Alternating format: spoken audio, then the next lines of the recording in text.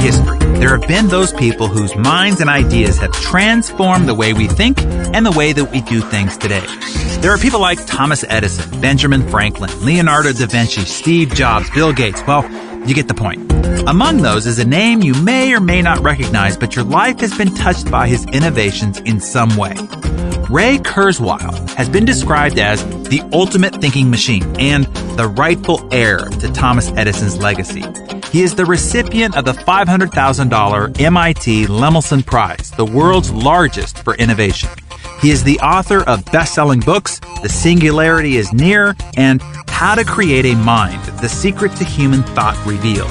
In 2012, he was appointed a director of engineering at Google, heading up a team developing machine intelligence and natural language understanding. When it comes to being innovative and forward-thinking, there's no better person whose brain we could pick. Ray, it's truly my pleasure to welcome you to Success. Thanks. Great to be here. That's some nice company you put me with. I'll have to have them all over for a dinner party sometime. Wouldn't that be a dinner party? So, Ray, we want to know what makes you one of the great innovators. Tell us where you got your start. What was your journey to becoming the quote-unquote, and I'm not the first to say this, of course, heir of Edison's legacy? Well, I decided I wanted to be an inventor when I was 5 years old. My parents gave me all these enrichment toys. I knew they were enrichment toys because I had lots of little pieces like erector sets, and I took them all apart and created a big inventory of little pieces. And then I went through the neighborhood and brought back broken radios and broken bicycles and took them apart and added to my inventory.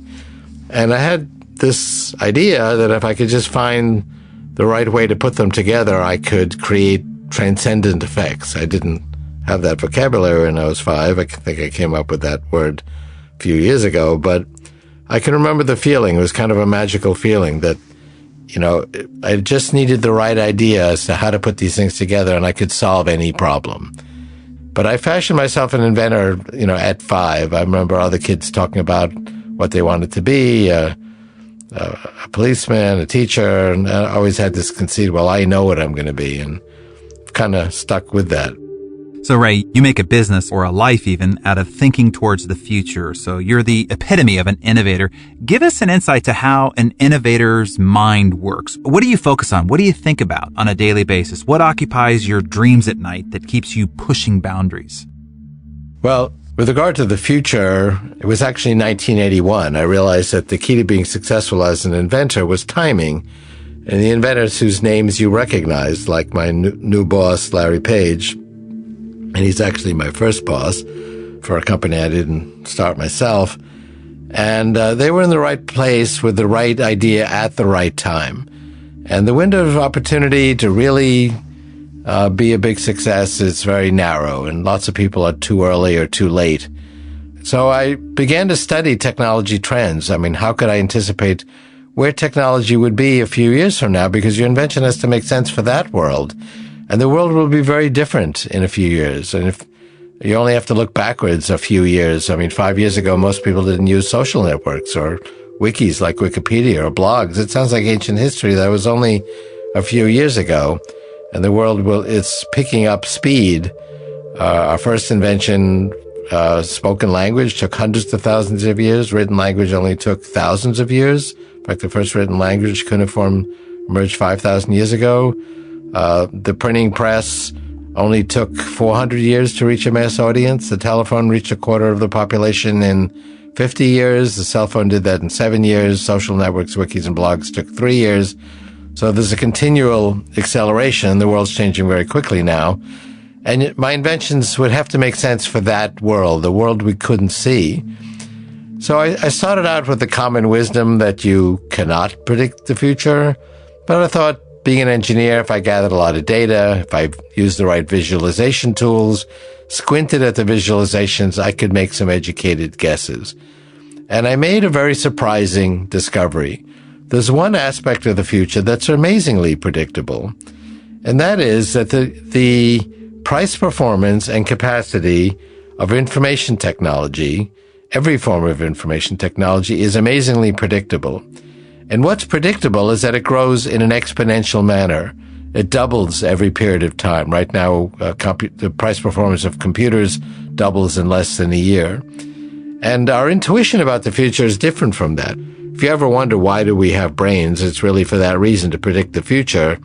But the kind of problems we had when our brains were evolving thousands of years ago were linear. We might track an animal in the field, and I'm looking up and say, wow, that animal's going that way, and I'm coming up the path this way. We're going to meet at that rock. That's probably not a good idea. I'm going to take a different path. That became good for survival, being able to make predictions like that. But those predictions were linear. I didn't expect that animal to speed up as it went along. I've expected it to go at a constant speed. But the nature of information technologies, not other technologies, non-information technologies actually do progress linearly, but the progression of information technologies is exponential. So what does that mean? A linear progression, that's our intuition about the future, goes 1, 2, 3. An exponential progression, that's the reality of information technology, goes 1, 2, 4. Doesn't sound that different. In fact, exponentials start out kind of like a linear progression, but then it explodes. At step 30, the linear progression is at 30, but the exponential progression, if you double 30 times, is at 1 billion. And the cell phone that's on my belt is actually several billion times more powerful per dollar than the computer I used when I was an undergraduate at MIT.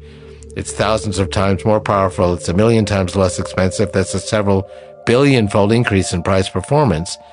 And that rate is speeding up. We'll do that again in 25 years. It will again be 1 billion times more powerful for the same cost. We're also shrinking technology. That's another exponential progression. My cell phone is 100,000 times smaller than the computer I used as a student, which was shared by every student and professor. And that really ultimately results in very radical changes. And we have the same kind of phenomena in communications, biological technologies, brain scanning, anything that has to do with information where we can measure the information content forms a perfect exponential. I have a whole mathematical theory of why that's the case, but the strongest evidence is the empirical evidence, and I cite dozens of these trajectories in my book, The Singularity is Near. It's really remarkable how inexorable and reliable these exponential trajectories are for information technology. And they're not only reliable, but they're also transformative. And ultimately, we're going to, transform every aspect of our lives in this way. And so that's what my books are about. Those are, in a sense, inventions where I can invent with the technologies of the future, because I can describe what they will be like and then describe scenarios of how we can use them and actually create inventions with the technology of 2030 or 2045. As for my day-to-day life now, these projects take on a life of their own. They kind of start themselves because I have these ideas of what will be feasible 10 years from now. But then when 10 years from now rolls around, that project then becomes a reality, and it kind of recruits me to carry it out. So I want to address some of the things you talked about here, this speed of innovation and the impact that it's having on culture and society. I'd love you to address, what are some of the positives? What are some of the maybe risks that you believe are associated with this rapid innovation? And most importantly, as entrepreneurs or business owners, how do they need to think about the future to position themselves and their business to take advantage and be pulled along by these innovations rather than crushed by them? The methodology I suggest is that write down the technical parameters that affect your business. So, for example, I had an e-reader business, and so we identified the features, display resolution, telecommunication speeds, different characteristics of portable computing. And even though I've been doing this for 30 years, even I'm surprised, because I still have a linear intuition that wow, mobile computing is going to be that different in 3 years. That was my realization 3 years ago. And then look at how profoundly different it is today. 3 years ago, it was kind of an interesting thing. It was emerging. Now it's everything. So you really need to go through that discipline, and you can describe really with quite high degrees of precision where these technologies will be. And then make sure your technology and business plans are consistent with that. So in terms of risks, I mean, look at Kodak. Its chemical photography department was politically very powerful because it brought in the profits and revenues every quarter. Had they gone through this discipline, they could see the trajectory of digital photography and how it ultimately would eclipse chemical photography. And they failed to really be in the right place at the right time. Ironically, the inventor of digital photography was Kodak. But, that was kind of a little upstart department, and it didn't have the clout to really turn that ship around.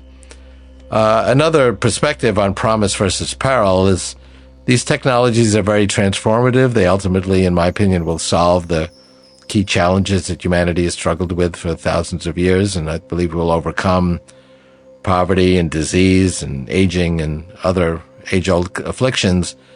But technology has always been a double-edged sword. Fire kept us warm, cooked our food, but also burned down our villages. And take biotechnology, which I alluded to, that's turning biology into an information technology where we can reprogram it. We're using that to reprogram our bodies away from cancer and heart disease, presumably good things, although not everybody even agrees with that. But the same technology could enable a bioterrorist to reprogram a benign virus, like a flu virus, into something very deadly and communicable and stealthy, and create a sort of super weapon. So promise versus peril is a very important issue. I've written a lot about that. I would say we're doing very well nonetheless. A lot of people I talk to around the world think the world's getting worse.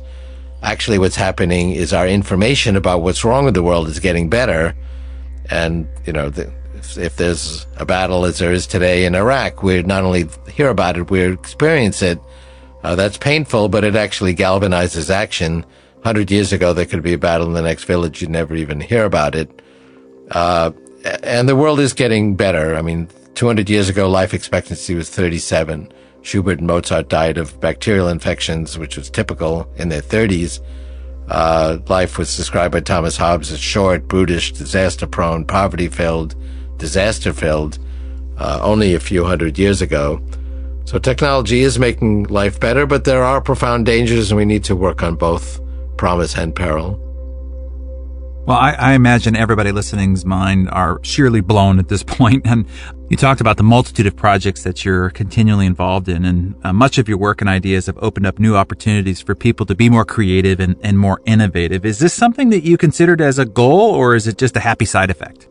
It is the goal of an inventor to have impact on other people's lives, to either overcome afflictions or problems or limitations, or to make people more creative. So a scientist might get profound gratification from some formula that helps explain the world, and that's very valid, and that may in fact lead to innovations down the line. But what really motivates an inventor is that leap from dry formulas on a blackboard to changes in people's lives. So it's very gratifying for me when I get letters from blind people that say they were able to get a job or an education due to the reading technology that I helped create. That's what's really gratifying. Or getting albums from people that have used my music synthesis technology. That's really the thrill of being an inventor. Not being recognized, with prizes or even financial rewards. It's really experiencing the impact that it can have on people's lives. Walk us through the genesis of one of your best loved projects or ideas. I want our listeners to get a sense of your innovative process. Do you have habits or practices that you always do that help you meet with success? Take us through a process of a project, let's say. Well, I do have one area of interest, which is artificial intelligence, and within that, pattern recognition, teaching computers to recognize patterns. And in fact, in my recent book, How to Create a Mind, I describe pattern recognition and dealing with patterns as really the heart of human intelligence. That's what we do well. And the neocortex, which is where we do our thinking, is made up of modules that can learn a pattern, remember a pattern, recognize a pattern. And it's actually a great metaphor machine because we can see patterns even if the elements of the pattern are completely different. So I was interested in the 1970s in a classical problem in pattern recognition, which is teaching a computer to recognize printed letters. There were optical character recognition systems that could recognize one type style, and it just did it by matching pixel for pixel because it had a perfect image of each character in its memory. But it was not intelligent. It couldn't recognize a type font it had never seen before. So I came up with a technique. It's called omnifont, or any type font, OCR, optical character recognition. And it could recognize any type style, and it did it the way humans do, not by matching pixel for pixel, but actually looking for the topological or geometric features that letters have. The fact that a capital A has a crossbar and it has a concave region facing south and has certain connections and so on. And so we could actually recognize type in fonts that had never been invented before. And it was somewhat of a solution in search of a problem. We did some market research as to what it might be good for. But then the galvanizing moment was I happened to sit on a plane next to a blind guy, and he was explaining how, well, blindness is a disability, but not really a handicap. It doesn't slow him down. He's running his company, and he goes around the world making deals, and there's really no handicap to being blind. But then he corrected himself and said, well, there's one handicap, which is reading ordinary print. And I said, well, what about Braille? And he said, well, only 3% of all books are ever put into Braille, and Braille doesn't help you with more topical literature like magazines and journals and inter-office memos, and I have to get someone to read it. There's not always someone available. There's a loss of privacy if it's personal. And I kind of made a snap decision to apply this omnifont character recognition technology to the blind reading problem. We needed then two other inventions. We needed a flatbed scanner, because those had not been invented yet. And we needed text synthesis, so that once we scanned the printed material, recognized the letters, we could then articulate the words with synthetic speech. So we invented the first text-to-speech synthesizer. We put those three inventions together into the first print-to-speech reading machine for the blind. And I worked with the National Federation of the Blind, and we actually had 7 blind engineers working with us. And I credit a lot of the success to that collaboration, because, and that's actually been one of my philosophies, is to have the users of a technology not just test it, but actually be involved in its creation, because they'll be sensitive to nuances that you otherwise wouldn't realize, and they have the motivation to make it happen. And then we announced it, I remember the date, January 13th, 1976, because Walter Cronkite, I don't know how many of your listeners will remember that, maybe before many of their time, but he was a very famous news anchor, and he signed off every program with his sort of deep, sonorous voice, and that's the way it was, and he would say the date. Well, for the first time, he didn't read his signature sign-off himself. He had the reading machine read it, and that's the way it was, January 13th, 1976. That's incredible. You talked earlier about critics and controversies. Certainly those listening are entrepreneurs. They're called mavericks, rebels, game changers, and innovators are always faced with their group of critics. Being so ahead of your time, I'm sure you have many critics and even those who would push back against your ideas. Talk about how you handle the criticism and keep your mind clear and ready for the next idea or innovation. Well, criticism is a good opportunity to actually refine ideas, and so I welcome constructive criticism. And criticism is also kind of part of the landscape. If you're doing something different, if you have a new idea, it's invariably going to generate criticism, and so that's sort of part of the process.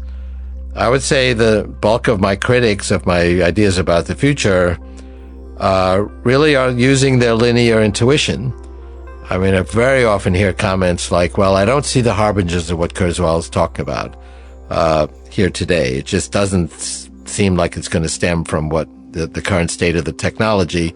And I would agree with that if the progression of the technology were linear, and that is what their intuition is telling them. And so they think that exponential growth, which would multiply things 1 billion-fold with 30 doublings, is just absurd. And it is absurd according to our intuition, but it's a reality if it pertains to information technology. So I'm trying to build awareness of the reality of exponential growth and how transformative it is, and how in that exponential growth lies the potential to overcome age-old problems. And it's really only the scale of these exponentially growing information technologies that can solve the grand challenges of humanity. So as we start to wind this up, Ray, through all your work and success that you've had, what's been the greatest lesson that you've learned? And talk about how it maybe transformed you and the way you did things from that point forward. Well, one important lesson is the acceptance of failure. I mean, I view failure as just success deferred. I don't fear failure of a project, because if I'm really committed to a goal and I believe it can be done, I'm deeply committed to making that happen. But I do fear setbacks. So the only person that can declare your project a failure is you. It's not like a class, which is going to be over on May 21st, and you're going to get a passing grade or a failing grade. You're the one that will give yourself a failing grade. So people get a few setbacks, they get discouraged, and they give up. If it's a worthwhile goal, failure is, as I say, just success deferred. And here in Silicon Valley, and Silicon Valley is really a metaphor now, because I go around the world and people tell me, oh, our neighborhood is the Silicon Valley of Paris or the Silicon Valley of Israel. And part of that mindset is that failure is actually experience. If you've tried 3 projects and they all failed, well, that's experience, and that's a good thing, and you've certainly learned something. The best way to learn is, in fact, from your projects, whether they succeed or fail. And if I think about what I've managed to learn in my career, it's not been from formal schooling. It's been from these projects I have a passion for. But acceptance of failure is very important. Lots of cultures don't accept failure.